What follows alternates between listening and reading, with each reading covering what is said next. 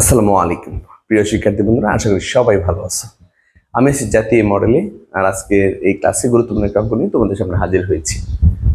অঙ্কটি জাতীয় বিশ্ববিদ্যালয় 2015 সালে আসছিল পরীক্ষায়। ওকে, শুরু করি।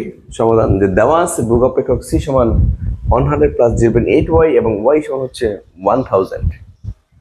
এখানে তোমাদের বের করতে বলছে APC, average propensity to consumption, গড় ভোগ প্রবণতা।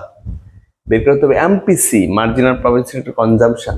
বের করতে হবে APS, average propensity to savings. তো সেভিংস দরকার আমার সঞ্চয়। তো এপিসি এবং এমপিসি দুইটা আমরা সি অপেক্ষক বের করতে পারি, কিন্তু এপিএস আর এমপিএস বের করতে গেলে আমাকে সঞ্চয় অপেক্ষক বের করতে হবে। তাহলে আমি শুরুতে সঞ্চয় অপেক্ষকটা বের করে নিই।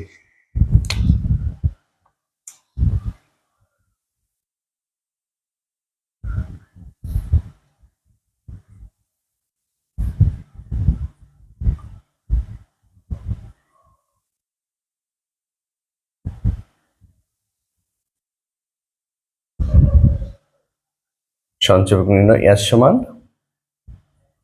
Y minus C. এস হচ্ছে সঞ্চয়, এই ওয়াই তো হচ্ছে আই, সি হচ্ছে ভোগ। আই থেকে ভোগ বের বাদ দিলে যা অবশিষ্ট থাকে তাই হচ্ছে সঞ্চয়। আই থেকে ভোগ বের বাদ দিলে যা পাওয়া হচ্ছে তাই হচ্ছে সঞ্চয়। তাহলে আমরা ওয়াই মাইনাস সি এর মান হচ্ছে 100 প্লাস 0.8y মাইনাস এর 100 আর মাইনাস প্লাস হচ্ছে মাইনাস 0.8y, তারপরে মাইনাসের 100 একটা ওয়াই 0.8 চলে যাবে, থাকবে 0.2y। অতএব এস সমান মাইনাসের 100 প্লাস 2y, ইহাই সঞ্চয় অপেক্ষক।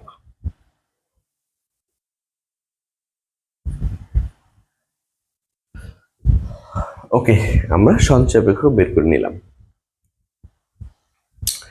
এবার একে একে এপিসি, এমপিসি, এপিএস, এমপিএস বের করে নিব। অতএব এপিসি, এপিসি সূত্র হচ্ছে সি বাই ওয়াই। ভোগবেগকে মোটাই দ্বারা ভাগ করলে যা পাওয়া যায় তাকে বলা হয় এপিসি। তাহলে সি বাই ওয়াই, সি এর মান বসাবা। সি এর মান হচ্ছে, সি হচ্ছে ভোগ সমীকরণ, ভোগ অপেক্ষক 100 প্লাস 0.8y ভাগ করে দিব ওয়াই দিয়ে। তো যদি ভাগ করি 100 by Y plus 0.8y by Y, তাহলে 100 কে ভাগ করবো ওয়াই দিয়ে, ওয়াই কাটা 0.8, 100 কে ভাগ করবো ওয়াই দিয়ে। আমি এখন ওয়াইয়ের মানটা বসিয়ে দিব। ওয়াইয়ের মান হচ্ছে 1000। হ্যাঁ, ওয়াইয়ের মান বসিয়ে দিছি 0.8।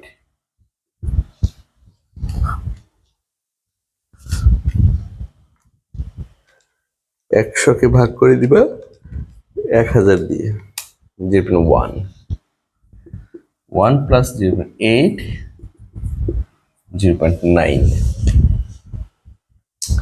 তাহলে এপিসি আমরা কত পাইছি? 0.9 পেলাম এপিসি। আচ্ছা, আমরা সঞ্চয় অপেক্ষকটিকে উপরে লিখে নিই।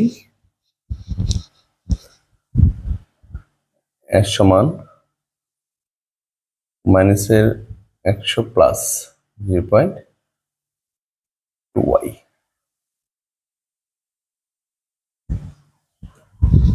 ওকে,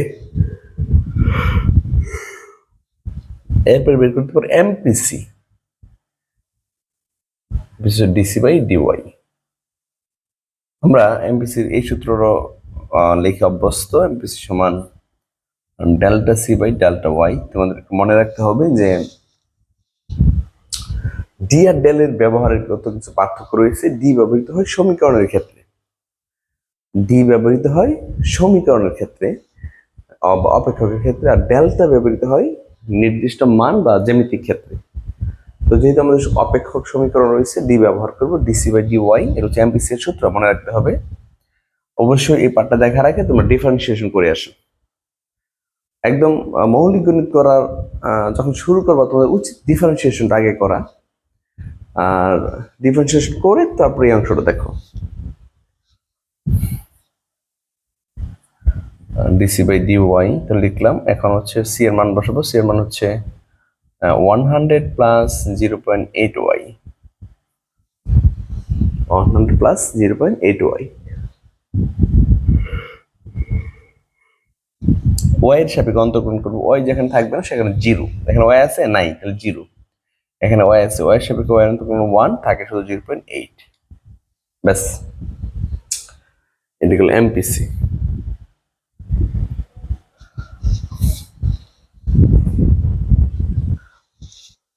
তারপরে দেখো এপিএস। এপিএস হচ্ছে এস বাই ওয়াই, মোট সঞ্চয়কে মোটাই দ্বারা ভাগ করলে যা পাওয়া যায় তাকে বলা হয় গড় সঞ্চয় প্রবণতা বা APS. APS S by Y, খেয়াল রাখতে হবে এপিসি হচ্ছে সি বাই ওয়াই, এপিএস হচ্ছে এস বাই ওয়াই। তাহলে সমান তোমাকে আগে এস এর মান বসাতে হবে plus 0.2y, Y minus Y by Y, Y মান বসাবো 100, ওয়াই এর মান 0.2 মাইনাস 0.1, 0.2 0.1 পাইছি আমরা।